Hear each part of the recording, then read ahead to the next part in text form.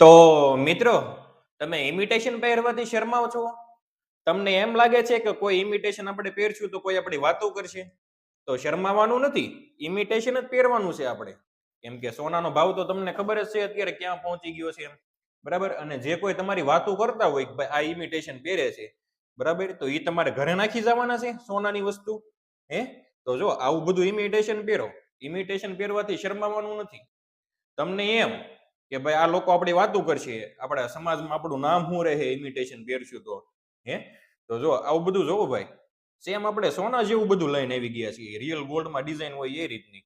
બરાબર? હવે હું તમને વાત કહું એક, તમે કદાચ કાલ સવાર રોડ ઉપરથી જતા હશો અને તમે ગળામાં સાચી ચેન પહેરી છે કે હાથમાં સાચું બ્રેસલેટ પહેરવું છે અને કોઈ ચોર લૂંટારા આવીને ખેંચી જાહે અને કાપી જાહે, તો હું જે તમારી વાતો કરવાના છે, બરાબર, ઇમિટેશન પહેરો છો એ વાતો કરવાના છે, કે તમારા ઘરે સોનું નાખી જાહે? હે? તમે બીજું લઈ શકશો એવું ને એવું? નહીં ને. સોનાનો ભાવ એટલો છે એટલે આપણે પહેરવાનું છે ઇમિટેશન. જુઓ, આપણી પાસે ભાઈ જોરદાર જોરદાર ડિઝાઇન આવી ગઈ છે, તો તમારે આવી જવાનું છે ધનશ્રી ઇમિટેશનમાં. શરમાવાનું નથી ઇમિટેશન પહેરવાથી. ધનશ્રી ઇમિટેશનનું એડ્રેસ નીચે આપેલું છે અને મોબાઈલ નંબર એ નીચે આપેલો છે. ફોન કરીને આવી જજો ફટાફટ ધનશ્રી ઇમિટેશનમાં. શરમાવાનું નથી.